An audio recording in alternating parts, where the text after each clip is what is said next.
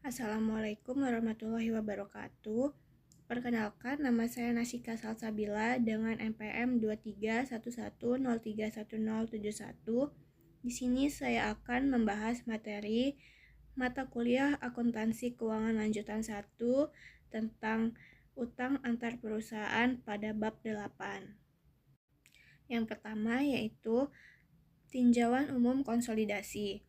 Apa sih pengertian transfer utang langsung antar perusahaan? Transfer utang langsung antar perusahaan atau direct intercompany debt transfer melibatkan pinjaman dari satu afiliasi ke afiliasi lain tanpa keterlibatan pihak lain. Contohnya adalah piutang atau utang usaha yang timbul karena penjualan kredit dari persediaan anak perusahaan dan penerbitan wesel bayar dari satu afiliasi ke afiliasi lain untuk peminjaman dana operasi. Kemudian, transfer utang tidak langsung antar perusahaan, yaitu melibatkan pengeluaran utang ke pihak yang tidak berelasi dan pembelian kemudian atas instrumen utang tersebut oleh afiliasi penerbit. Contohnya, PT Anak meminjam uang dengan menerbitkan wesel atau obligasi kepada PT non-afiliasi.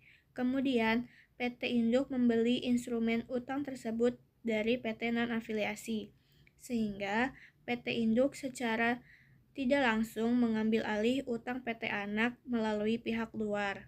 Kemudian, penjualan obligasi langsung ke afiliasi. Pada saat perusahaan menjual obligasi langsung ke afiliasi, semua pengaruh dari utang antar perusahaan harus dieliminasi dalam penyusunan laporan keuangan konsolidasian. Suatu perusahaan tidak dapat melaporkan investasi pada obligasi milik sendiri atau utang obligasi ke diri sendiri.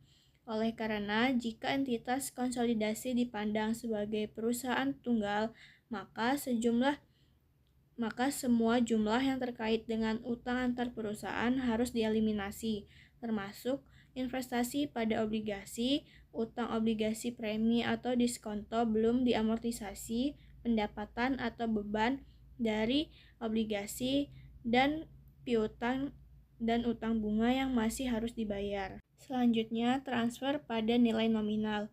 Contohnya, pada tanggal 1 Januari 2001, PT Anak meminjam 100 juta rupiah dari PT Induk dengan mengeluarkan kepada PT Induk obligasi dengan nilai nominal 100 juta rupiah dengan tingkat bunga kupon 12%, jangka waktu 10 tahun. Selama tahun 2001, PT Anak mencatat beban bunga obligasi sebesar 12 juta rupiah. Dalam penyusunan laporan keuangan konsolidasian tahun 2001 diperlukan 2 ayat jurnal eliminasi dalam kertas kerja konsolidasi untuk menghilangkan pengaruh utang antar perusahaan seperti berikut, yaitu ayat jurnal mengeliminasi bunga antar perusahaan. Pendapatan bunga pada beban bunga sebesar 12 juta rupiah.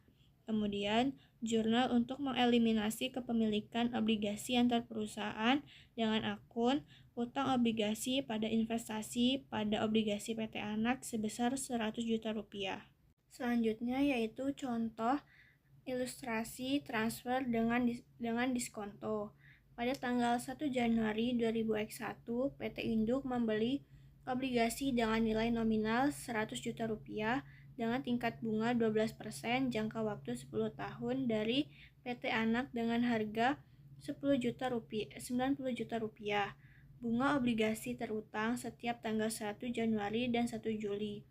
Beban bunga yang diakui oleh PT Anak dan beban bunga yang diakui oleh PT Induk setiap tahun termasuk amortisasi garis lurus atas diskonto adalah sebagai berikut. Yang pertama, bunga tunai yaitu sebesar 12 juta rupiah dengan penyesuaian nilai wajar sekuritas sebesar 1 juta rupiah. Sehingga beban atau pendapatan bunganya adalah 13 juta rupiah. Kemudian, ayat jurnal oleh debitur.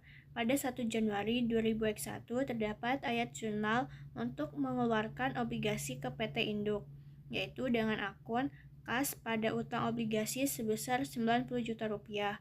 Kemudian, pada tanggal 1 Juli 2001 terdapat ayat jurnal untuk membayar bunga semesteran dengan akun beban bunga sebesar Rp6.500.000 pada utang obligasi sebesar Rp500 dan kas sebesar Rp6 juta. Kemudian, pada 31 Desember 2021, terdapat ayat jurnal beban bunga yang masih harus dibayar pada akhir tahun dengan akun beban bunga sebesar Rp6.500.000 pada utang obligasi sebesar Rp500.000 dan utang bunga sebesar Rp6 juta. Kemudian, ayat jurnal oleh kreditur.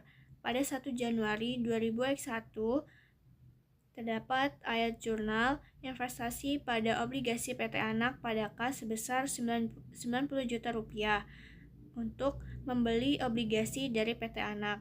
Kemudian, pada 1 Juli 2021, terdapat ayat jurnal kas sebesar Rp6 juta dan investasi pada obligasi PT Anak sebesar Rp500.000 pada pendapatan bunga sebesar Rp6.500.000.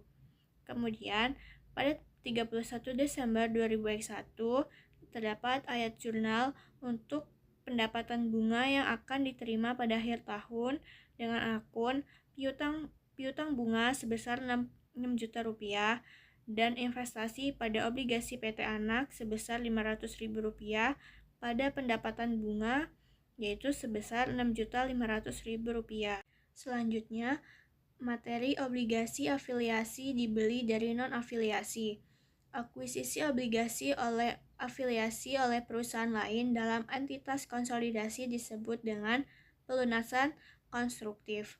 Walaupun obligasi tersebut tidak betul-betul dilunasi, obligasi tersebut diperlakukan seakan-akan obligasi tersebut dilunasi dalam penyusunan laporan keuangan konsolidasian.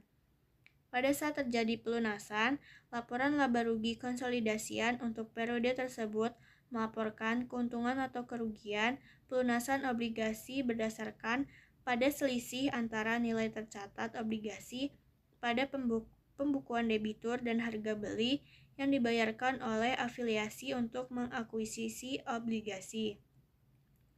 Baik utang obligasi maupun investasi obligasi tidak dilaporkan dalam laporan posisi keuangan konsolidasian karena obligasi tersebut tidak lagi dianggap beredar. Selanjutnya, pembelian pada nilai buku.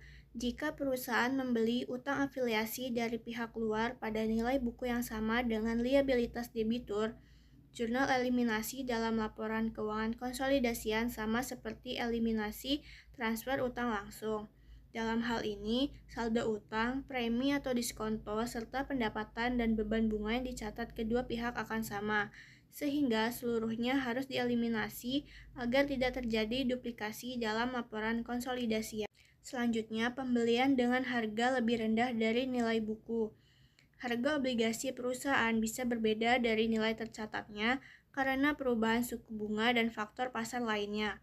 Jika perusahaan afiliasi membeli obligasi dari perusahaan lain dalam grup dengan harga berbeda dari nilai utangnya, selisih tersebut dianggap sebagai keuntungan atau kerugian dalam laporan laba rugi konsolidasian saat obligasi dianggap lunas secara konstruktif.